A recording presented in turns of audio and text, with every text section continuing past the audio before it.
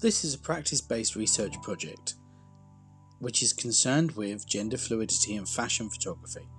Gender fluidity has been the subject of many debates throughout history, whether it is from a political or philosophical point of view, or art and fashion. Gender in the Western context has been confused with sexuality and sex. Designers such as Coco Chanel, Yves Saint Laurent, Jean-Paul Gaultier and Alexander McQueen have all challenged the barriers in gender normality. Clothing has been used to objectify the sexes throughout history, and it is with these pioneering designers we have started to see changes in how we manipulate clothing around our gender. Gender has always been a taboo subject within society and is somewhat confused with sexuality. It is essential that we understand the difference between the two because gender is not as simple as black or white. This project will explore how society views gender in commonly known fable stories and will offer an alternative view to these. Fairy tales have existed within society worldwide, although sometimes disguised as fable legends and myths. They were traditionally written for children but appeal to everyone, with a classic theme of heroes and heroines that defeat evil. The true authors of folklore are the Brothers Grimm. Publishing their first volume titled German Popular Stories, they collected these folk tales and were the first people to write down their collection.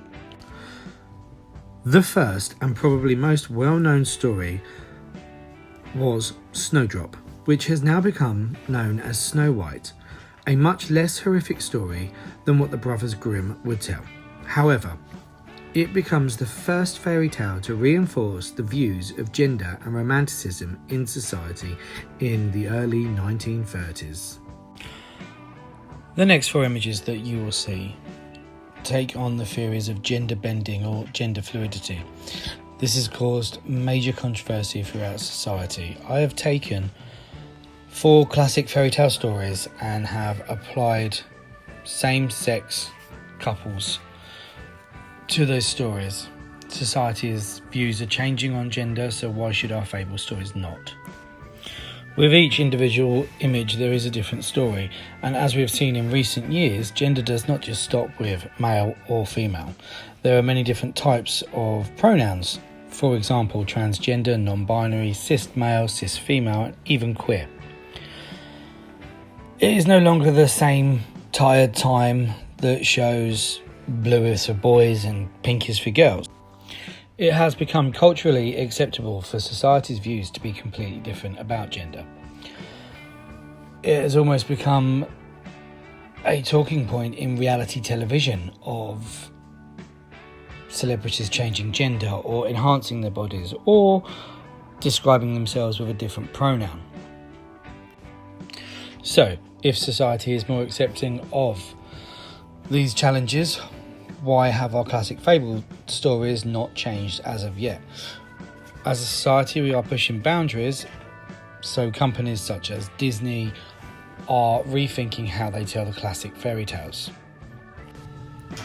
As a photographer, I generally shoot for hair, beauty and fashion companies. As this project has unfolded, it has given me a chance to reflect on my final outcome. Do I need to create a huge stage scene, such as a fairy tale backdrop, or can I look at the portraiture that I take and incorporate my gender theories with that?